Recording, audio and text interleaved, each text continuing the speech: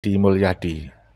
Mungkin selama ini kalian cuma tahu Kang Deddy Mulyadi sekarang ini yang sudah sukses, seorang calon terpilih gubernur Jawa Barat. Tahukah Anda sejarahnya? Tahukah Anda historisnya? Perjalanan Kang Deddy, beliau itu putranya siapa? Beliau saudaranya siapa? Bagaimana perjalanan hidupnya? Belum ada yang tahu ya. Baik, kalau Anda ingin tahu sejarahnya Kang Deddy, simak video ini. Jadi saudaraku yang dirahmati Allah, kalau kalian hanya tahu Kang Deddy sekarang, tidak tahu sejarahnya bagaimana, perjalanan hidupnya bagaimana, karirnya bagaimana, dan Anda ingin tahu, ini adalah video yang tepat untuk Anda saksikan. Saudaraku yang dirahmati Allah, ternyata Kang Deddy Mulyadi itu diawali dulu pernah jualan es mambo, pernah juga jualan layang-layang, pernah menjadi tukang ojek, saudaraku, pernah juga cari keong di sawah untuk memenuhi kebutuhan hidupnya. Tentu ini sangat memprihatinkan.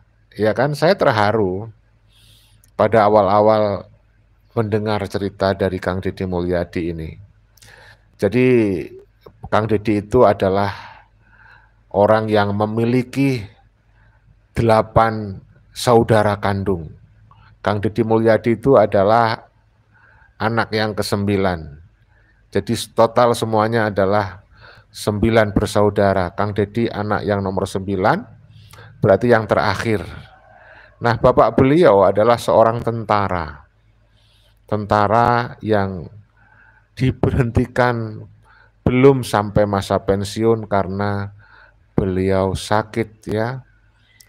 Sakit karena diracun oleh mata-mata Belanda pada zamannya. Ibunya adalah seorang petani, dan saudaraku yang dirahmati Allah, Kang Deddy Mulyadi ini bukanlah orang yang malas, tetapi beliau adalah rajin dan pekerja keras. Bisa dilihat dari bagaimana karirnya sekarang. Oke, langsung saja saya perdengarkan cerita tentang Kang Deddy Mulyadi berikut ini. Nggak usah berlama-lama, saya cerita, Anda dengar sendiri langsung. Penuturan Kang Deddy diwawancarai oleh Kik Andi ya. Ini saatnya saya memperkenalkan anak yang dulu menjual es mambo dan jualan layang-layang, pernah jadi tukang ojek, cari keong di sawah untuk makan, dan kehidupan yang sangat memprihatinkan. Mari kita sambut Deddy Mulyadi. Ya, Kang Deddy, terima kasih ya. Terima kasih. Silakan duduk. Pekerjaan orang tua apa? Tentara. Tentara. Terakhir tentara. Baik. Ibu? Ibu petani. Anda anak keberapa dari berapa bersaudara? 9. Anak ke-9? Anak ke-9 dari 9 bersaudara. Ayah Anda tentara? Ya. Tapi sepintas saya baca riwayat hidup Anda, kok hidup Anda banyak prihatinnya, lebih banyak susahnya. Anak tentara kok hidupnya susah ya? Ya, tentaranya kan sampai 28 tahun. Pangkatnya prajurit kader, palang 3 di sini. Oh, sampai umur berapa tadi? 28. Umur 28 Ya. Sudah nggak jadi tentara lagi? Ya, jadi bapak saya 20 tahun udah bikin anak. 28 tahun Ya. pensiun dengan pensiun atau apa? Pensiun, diberhentikan karena sakit. Kenapa sakitnya? Diracun oleh mata-mata Belanda. Gara-gara di pensiun dalam usia itu akibat diracun oleh mata-mata Belanda ya. Sehingga ayah tidak bisa bekerja dengan baik. Ya. Setelah pensiun apa yang dikerjakan ayah? Ya, di rumah. Karena saya dengar sakit-sakitan. Ya, pernah kuli-kuli di kuli perkebunan tapi nggak tahan lama karena terlalu jujur. Apa yang terjadi? Ya, diberhentikan oleh teman-temannya. Karena jujur. Jujur. Kok bisa? Ya, karena diajakin kerjasama jual pupuk. Dia nggak mau. Di perkebunan nggak mau. Dia lebih baik berhenti. Wah.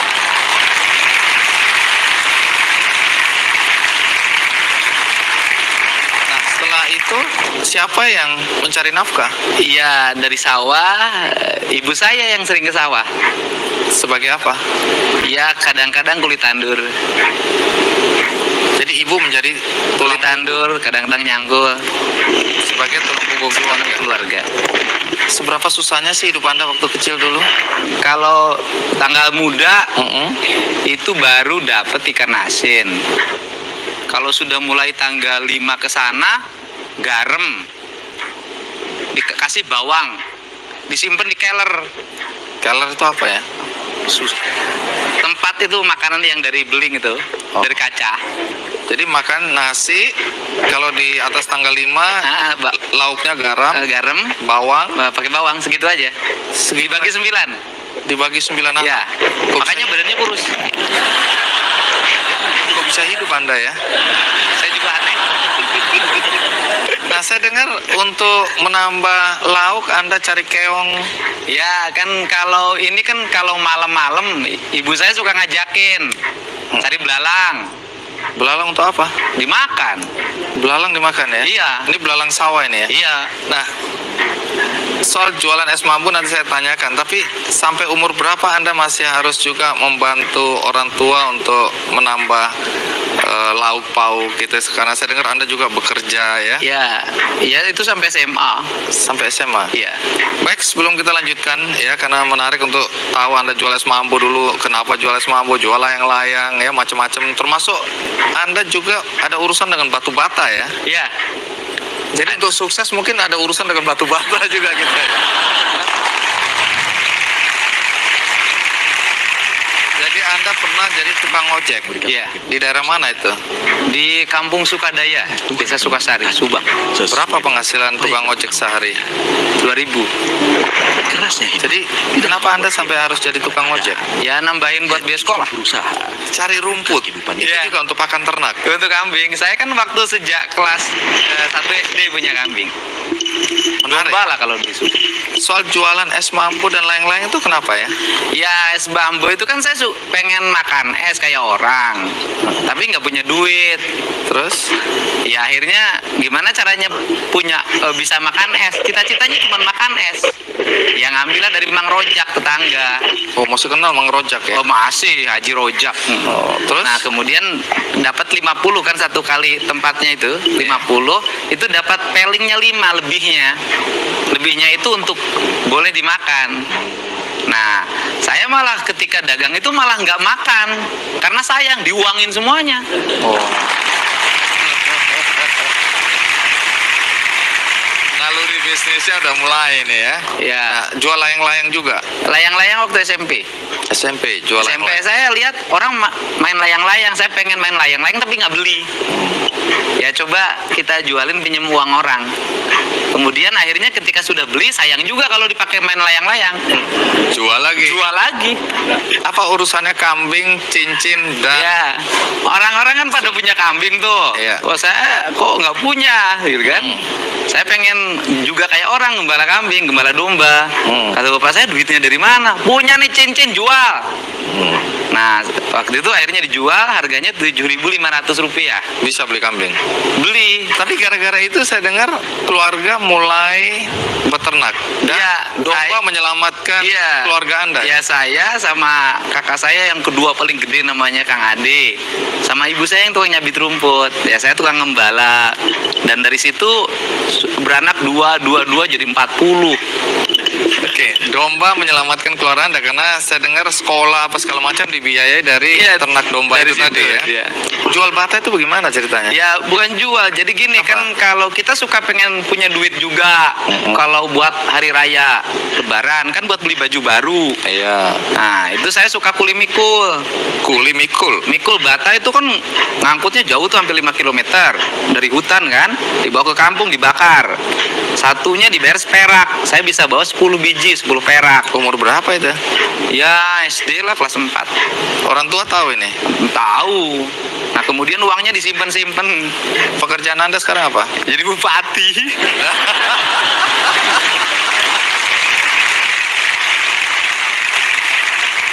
Bupati mana? Purwakarta. Bupati Purwakarta. bukan cuma 1 periode juga, tapi ini periode yang kedua. Jadi artinya warga menganggap Anda sukses. Boleh tepuk tangan. Luar biasa ya, ini wawancara Kick Andi. Bang Andi itu wawancara Kang Deddy ketika beliau masih menjadi bupati periode yang kedua. Nah sekarang kalian udah tahu sendiri tuh, karir Kang Deddy Mulyadi tambah moncreng, bersinar. Sekarang udah ningkat jadi calon gubernur terpilih Jawa Barat. Dulu ketika menjadi bupati, banyak orang kagum. Sekarang tambah banyak orang kagum. Sehingga Ambu Ana bisa nyesel nih melihat kenyataan bahwa Kang Deddy lebih hebat dari orang lain. Dan Ambu Ana harusnya berterima kasih ya dan bersyukur. Dulu ketika menjadi istri Kang Deddy didukung, diberi izin untuk menjadi bupati dan alhamdulillah terpilih. Tapi sekarang suaminya yang baru tidak seperti Kang Deddy dong. Buktinya Ambu Ana sekarang kalah dalam pemilu, dia hanya mendapatkan 7%. Kita lanjutkan saudaraku cerita Kang Deddy ya, untuk kita ambil hikmahnya perjalanan sejarah Kang Deddy Mulyadi. Jadi artinya warga menganggap Anda sukses. Boleh tepuk tangan untuk periode kedua. Menarik karena sebenarnya Anda tadi punya cita-cita jadi tentara. Iya. Nah, kenapa gagalnya nanti kita tanya. Tapi ikuti terus cerita di Kick Andy. Baru tahu beliau cita-citanya pengen jadi tentara, saudara, tetapi malah jadi gubernur nih sekarang. Kenapa kandas? Kita lanjutkan. Kenapa enggak jadi tentara? Kita lanjutkan ceritanya ya. Menarik karena ayah Anda tentara tapi pensiun dini ya, di usia 28 tahun karena sakit-sakitan akibat diracun oleh mata-mata Belanda. Dan akibat diracun itu mulai sakit-sakitan dan tidak bisa menjadi tulang punggung keluarga. Anda hidup dalam keprihatinan, walaupun ceritanya tadi ketawa-ketawa, tapi pada saat itu pasti nggak ketawa-ketawa itu ya. Ini karena sudah kita lalui, jadi Anda bisa tertawa. Nah, Anda ingin mengikuti jejak ayah menjadi tentara. Iya. Alasannya apa persisnya? Iya, karena seneng waktu itu saya seneng banget sama Jenderal TNI M. Yusuf. Pak Yusuf ya. Iya. Jadi saya lihat, wah hebat banget, saya pengen kayak dia gitu. Terus apa yang Anda lakukan? Kalian tahu M. Yusuf? M. Yusuf adalah orang yang paling berjasa kepada Presiden Soeharto. Ada 3 tokoh yang sangat berjasa kepada Pak Presiden Soeharto ya. Ada M. Yusuf, Basuki Rahmat, dan M. Mahmud. Ya, itu meminta Bung Karno agar Bung Karno mengeluarkan surat perintah 11 Maret, Super Semar. 3 tokoh angkatan darat itulah yang berjasa kepada Pak Harto. Sampai kemudian Pak Harto mendapatkan surat perintah 11 Maret untuk mengambil tindakan yang dianggap perlu untuk mengembalikan stabilitas nasional. Ya, luar biasa. Super Semar itu dianggap sebagai tonggak lahirnya Orde Baru. Itu tadi sedikit soal M. Yusuf yang disinggung oleh Kang Deddy Mulyadi. Kita lanjutkan ceritanya Kang Deddy Mulyadi ya. Jadi saya lihat, wah hebat banget, saya pengen kayak dia gitu. Terus apa yang Anda lakukan? Iya, lulus SMA daftar tentara. Daftar kemana? Pertama Kabri. Lolos atau tidak? Enggak. Kenapa nggak lolos? Berat badannya kurang, cuma 46 kg. Padahal batas minimal 55. gagal. Gagal lewat. Ini bukan karena kemampuan ini ya? Kan? Ya mungkin agak bodoh juga. Saya nggak bilang gitu loh ya. Walaupun saya senang dengan jawaban itu. Setelah gagal masuk Akabri, Daftar lagi. kemana? Secaba, kan turun tuh. Kalau Oh, Akabri iya. kan 2. Ini Iya, Sesan. Sekolah calon bintara. Bintara. Oke, terus Ya gagal lagi. gagal lagi. Iya. Ini karena apa sekarang ini? Iya sama, berat badan kurang. Lah aku udah tahu kurus, kering, kecil gitu, kenapa mau nekat masih? Ya nggak ada pilihan lagi dalam hidup waktu itu. Gagal kedua, Ya. lalu ngapain? Gagal yang kedua ikut UMPTN. Artinya mau kuliah nih. Kuliah ceritanya. Terus? Lulus. Oh lulus, karena nggak Nggak ada. bodoh kan? Enggak. Ya. Walaupun saya nggak tahu nilainya pas-pasan. Lolos. Lolos. Masuk di mana waktu itu? 4. Jurusan? Fakultas Hukum. Ini kan anak miskin ya, minta maaf ya. Nah, Dari mana biaya kuliahnya? ya itu nggak jadi. Maksudnya? Yang nggak diambil. Oh lulus tapi nggak dilanjutkan. Ya nggak, bukan dilanjutkan, diambil aja enggak. Oh diambil aja enggak. Jadi lulus tapi nggak masuk. Iya, nggak daftar ulang. Oh terus jadi Cuman lihat di koran ada namanya, ya sudah lah. karena apa? Nggak punya duit. Oh alah, jadi dugaan saya benar ya. Benar sekali. Ya. Lalu ngapain? Ya waktu habis itu pergi ke Purwakarta. Untuk? Ya daripada di rumah bengong, bingung, ikut sama kakak saya. Kakak ini orang kaya. Oh repot. Apa kaya dan repot apa? Iya, dia di asalnya kerja di PDAM, Nah. kepala bagian. Iya. Tapi nasibnya jelek, jadi tukang jaga genset diturunin. Terus Anda tumpangi. Iya, ditumpangin. Semakin susah dong. Iya, rumahnya ngontrak. Mau roboh gini aja rumah itu. Laku Anda nggak kasihan. Ya sekalian lah biar belangsaknya bareng. Tapi dari cerita itu akhirnya Anda kuliah ya? Ya di situ saya itu kakak saya tuh penghasilannya 10.000 per bulan, sisa gaji potongan bank. Jadi tuh kalau belanja di sekaligusin, beli ikan asin, beli gudeg itu gudeg dikasih dagingnya bukan dagingnya, tapi tulangnya, itu bertahan 2 minggu. Angetin lagi, makan lagi. Nah dari saya nggak dikasih tempat tidur karena cuma satu dia punya, Tidur di mana? di lantai, nggak pakai bantal, nggak pakai apa-apa. Bertahan berapa lama? Setahun. Yang jadi tukang ojek waktu itu ini, masa-masa ini? Bukan waktu SMA. Oh, ini Udah sudah. lewat. udah lulus SMA. Oh, ini sudah lulus ya? Tidur. Jadi kalau akibat tidur itu mungkin karena dingin dan lapar tiap malam tuh bangun. Terus? Ya sholat. Oh, ada positifnya. Ada positifnya. Jadi belangsak itu memang membuat kita ingat terus sama Ingat Allah. Tuhan. Bukan berarti sekarang nggak ingat Oh loh ya. ingat perlu pasti, Ingat, kalau ingat. sekarang lebih ingat lah.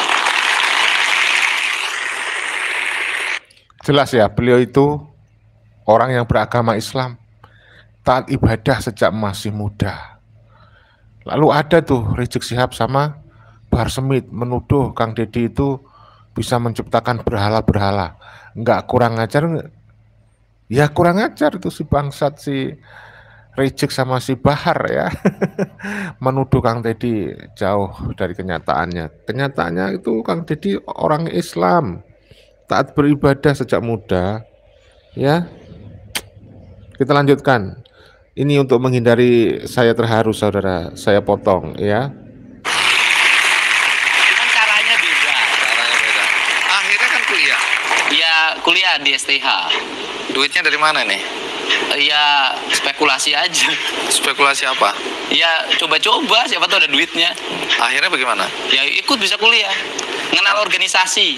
Nah, karena saya dengar waktu kuliah Anda juga jualan ya? Ya. Jualan Jadi, apa? ya, jualan bala-bala. Bala-bala itu apa? Gorengan. Teman-teman tahu nggak jual bala-bala itu? Tahu. Nggak malu tuh? Ya malu tapi kepaksa. Nggak ada pilihan. Berapa lama jual bala-bala itu? Ya hampir 2 tahun. Itu yang dipakai untuk Ya modal organisasi, modal kuliah. Terus kemudian juga saya kalau malam suka ngakal-ngakal. apa? Jadi kalau pergi ke kuliahan jalan kaki. Nah kuliah ini kan banyak karyawan tuh. Nah saya selalu pulangnya jalan kaki sama teman saya namanya Komaruzzaman. Terus? Dan nanti biar jalan karena suka diajakin mampir makan bakso kalau malam.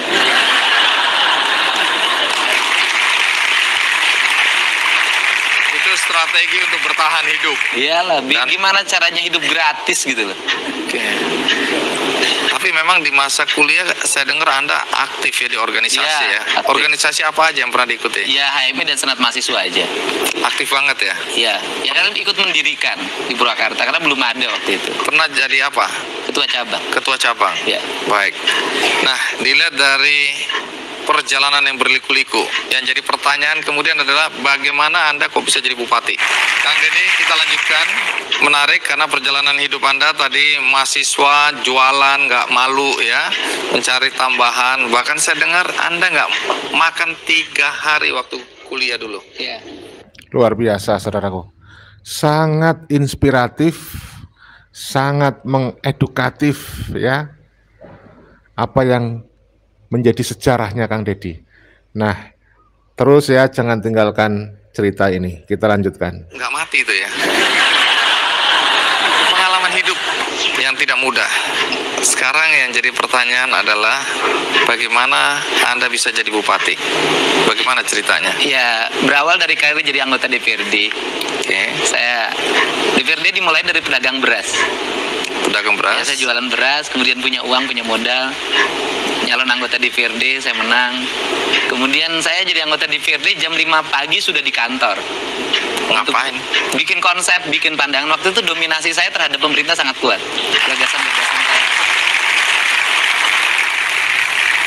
Hampir 3/4 gagasan pemerintah itu dipasok dari DPRD. Karena Anda memang sudah terbiasa berorganisasi, Iya, ya, aktivis ya. Terbiasa berorganisasi, terbiasa kerja keras, terbiasa buka pandangan. Saya pernah terbiasa di demo, saya pernah di demo 20.000 orang. Saya hadapin. Waktu jadi apa? Anggota DPRD, buruh, masalah buruh. Sampai hari ini teman-teman pendemo itu jadi teman. Sehingga ketika saya jadi bupati, nggak ada lagi yang demo. Tunggu dulu, apa yang membuat Anda tertarik masuk ke jalur politik? Ya, bisa berbuat lebih banyak dalam membuat kebijakan-kebijakan. Mas Andi sekritis apapun kan susah, paling jadi wacana. Kalau bupati bisa langsung action. Action. Oh. Ceritanya begitu. Ceritanya begitu. Oke. Tapi sebelum jadi bupati kan Anda jadi wakil bupati Iya. setelah dari Iya, dia anggota DPRD, teman saya ngomong, kamu jangan lama-lama di sini. Itu udah 3 tahun. Pusing kita katanya, dengerin kamu tiap hari ngomong kita nggak ngerti. Bikin pandangan umumnya bahasanya terlalu tinggi katanya. Udah pindah dari sini. pindah kemana? Jadi wakil bupati. Wakil bupati ini kita nggak percaya diri waktu itu ya, karena usia saya baru 30 tahun. Terus kemudian bagaimana Anda kemudian ikut pilkada dan Ya, ikut jadi pilkada juga nekat. nekatnya? Ya modalnya cuma 500.000 di dompet. Kok bisa? Saya nekat aja 500.000 di dompet, daftar aja ke KPU. Gimana? Saya dari dulu yakin betul kalau punya niat pasti Allah memberikan jalan. Luar biasa. Hebat ya. Hebat banget tuh. Jadi layak nih, mudah-mudahan Kang Deddy sekarang diwacanakan oleh banyak teman-teman saudara-saudara yang sering kirim pesan ke saya nih. Ya, Kang Deddy diharapkan ke depan menjadi Presiden Republik Indonesia, menjadi pemimpin nasional. Layak beliau, ya, layak sekali. Luar biasa saudaraku ya. Karena sejarahnya demikian luar biasa loh, sangat menginspiratif ya. Kita lanjutkan. Jadi waktu ikut pilkada sebagai calon bupati, Iya, melawan itu bupati tahun berapa? 2008. Hasilnya? Menang. Prosentasenya? Hampir 40%. Itu tahun 2008 Ya. sampai 2013. terus kemudian sekarang periode kedua. Periode kedua. Anda menang lagi. Menang lagi. Prosentasenya? 67%.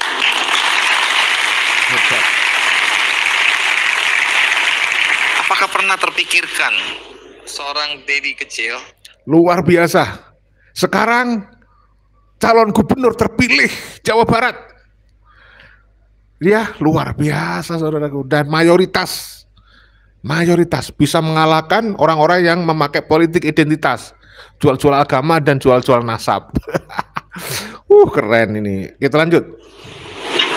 untuk menjadi orang nomor 1 di Purwakarta waktu itu? Tidak terpikirkan, orang kabupatennya juga beda. Saya pernah pengalaman yang unik. Waktu SMA, saya senang pakai baju putih-putih. Nah, kakek saya kan meninggal. Kemudian saya lewat ke depan orang. Maaf ya, ini bupati mau lewat. Oh, jadi dari Waktu kecil SMA, Anda dibilang kelas gitu? 2, iya. Bapak saya marah. Ngomong sembarangan aja, bupati mau lewat apa katanya gitu. Wah. Tapi ayah Anda sempat lihat Anda jadi bupati? Masih ada. Cuma Sampai nggak ikut di rumah. Wow, jadi apa yang dia bilang dulu sekarang ternyata anaknya jadi bupati beneran? Iya, katanya nanti lebih. Amin. Amin, amin, amin. Sekali lagi saya Luar orang biasa, percaya saudaraku. di balik Sebentar lagi jadi gubernur, dan nyata fakta sekarang beliau jadi gubernur. Gubernur terpilih, insya Allah dilantik tanggal 20 Februari, mudah-mudahan tidak ada penundaan dan pengunduran lagi. Yang sebelumnya katanya tanggal 6 Februari 2025. Nah, ini mau diagendakan tanggal 20 Februari. Mudah-mudahan lancar ya. Keren banget ini cerita sejarahnya ini. Sangat menginspirasi generasi muda ya. Harus optimis. Jangan bermental inlander jadi jongos, Habib. Jangan. Ikuti nih jejak Kang Deddy Mulyadi ya. Amin, amin, amin. Sekali lagi saya orang yang percaya ya, di balik sukses Anda pasti ada orang-orang hebat, dan itu biasanya perempuan hebat, mungkin orang tua dan istri. Adakah istri ikut di acara ini, studio? Ada. Bolehkah berdiri yang merasa istri? Siapa nih? Baik, terima kasih. Anda dianggap sukses ya, memimpin. Itu masih bersama dengan Ambu Ane Ratna Mustika, saudaraku. Ya, ketika beliau masih jadi bupati periode kedua. Setelah beliau itu tidak lagi mencalonkan, beliau kemudian mencalonkan istrinya Ambu Ane. Ya, dicalonkan, didukung, diberi izin. Setelah jadi Ambu Ane lupa, ibarat kacang lupa kulit. Kang Deddy digugat cerai, akhirnya berpisah. Itu ceritanya, sejarahnya singkat tentang Ambu Ane. Ya, Memimpin Purwakarta, yang tentu kita ingin tahu apa yang Anda ingin lakukan ketika Anda terpilih menjadi bupati. Bisa cerita apa? Melayani seluruh masyarakat miskin terutama, sehingga saya buat kebijakan itu sekarang pendidikan gratis untuk seluruh rakyat, berobat Mantap. gratis untuk seluruh rakyat, dijemput pakai ambulan ke rumahnya. luar biasa. Dan di rumah sakit. Rakyat boleh SMS, boleh telepon dalam setiap saat pada saya ketika ada kesulitan. Sehingga istri saya tahu HP saya hidup 24 jam. Saya kalau tidur bangun, kalau ada SMS, saya jawab.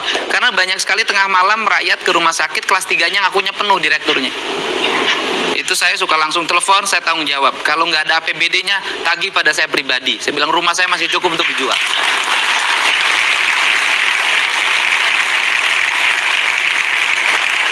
Apa yang membuat Anda bisa menjadi bupati dan kemudian bahkan terpilih untuk kedua kalinya? Iya, istri saya tahu betul persoalan ini. Di hati saya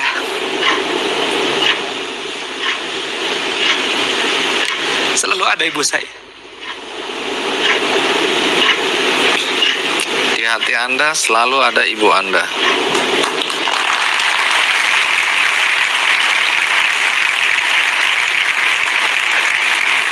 Kenapa Anda menangis? Apa yang teringat? Keikhlasannya. Tidak pernah mengaku sakit, tidak pernah mengaku susah. Dia selalu tersenyum ketika menghadapi kesulitan. Ibu Anda masih ada? Sudah tidak ada. Itu Anda kenang tentang ibu. Iya, dan ketika dia tidak punya daya ingat apapun terhadap sesuatu, saya selalu bercerita dan selalu meminta sesuatu, dan nggak tahu apa yang saya minta selalu terpenuhi oleh Allah.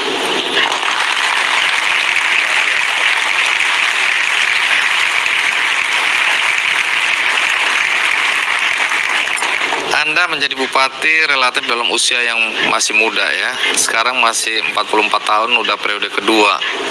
Adakah pesan yang Anda bisa sampaikan kepada generasi muda untuk mengikuti semangat Anda, anak miskin yang kemudian bisa menjadi bupati? Setiap orang punya harapan. Tidak ada kata miskin, tidak ada kata kampung, tidak kata tertinggal. Yang ada adalah kita setara siapapun dengan siapapun. Ingat itu ya saudaraku, kita setara. Anda jangan bermental inlander, jangan mau didoktrin oleh keturunan imigran Yaman. Ya, Anda tidak lebih buruk dari keturunan imigran Yaman. Mereka tidak lebih mulia dari kita. Mereka adalah setara. Ingat, ya saudaraku, ini kuncinya Kang Deddy Mulyadi sukses. Kalau beliau ini cerita masih jadi bupati, sekarang beliau jadi gubernur. Ya, saudaraku, gubernur Jawa Barat. Menarik, kuat sekali sekali kata-kata Anda, artinya tidak ada kata miskin, kita semua setara. Jadi semangatnya harus sama. Iya. Terima kasih, Kang Deddy. Luar biasa saudaraku, sangat menginspirasi ya. Jadi itulah yang menjadikan Kang Deddy kenapa berani melawan doktrin-doktrin ajaran-ajaran sesat dari keturunan imigran Yaman. Kita setara saudaraku, tidak lebih mulia mereka itu. Jadi tolong ini, optimistis, jangan jadi orang yang bermental inferior, jangan bermental inlander, ya. Semangatlah kalian semuanya, wahai putra-putri bangsa Indonesia, tatap masa depan dengan penuh rasa percaya diri. Saya terharu terus terang saudaraku, mendengar ceritanya Kang Deddy Mulyadi. Beliau berangkat dari orang miskin, orang yang tidak berpunya. Beliau pernah menjalani profesi-profesi yang menurut saya sangat menyedihkan ya. Jualan es mambu, ya tidak bermaksud merendahkan penjual es. Jualan layang, ya tidak bermaksud merendahkan penjualan layang. Jualan apalagi tuh, ya keong, cari keong di sawah dijual. Jadi tukang ojek, ya. Saudaraku yang dirahmati Allah. Oleh karena itu, mari kita contoh Kang Deddy Mulyadi ini. Kalian yang sekarang masih merasa kurang berada, ikuti jejak beliau. Berjuang dengan terus percaya diri, jangan menjadi budak. Ingat kuncinya, jangan menjadi budak, jangan menganggap orang lain lebih mulia. Kita setara. Jangan menganggap keturunan imigran Yaman lebih mulia. Buktinya, orang-orang yang didukung oleh Habib-Habib Alawi, keturunan imigran Yaman, semuanya keok. Ya, itu saja. Mohon maaf kalau ada salah-salah, kalau ada yang kurang. Video ini dibuat bukan untuk merendahkan siapapun, tapi untuk edukasi dan rekreasi. Mudah-mudahan ada hikmah. Ya, mudah-mudahan ada manfaat dan menghibur kalian semuanya. Salam persaudaraan, salam Pancasila Jaya, salam NKRI harga mati. Wassalamualaikum warahmatullahi wabarakatuh. Merdeka!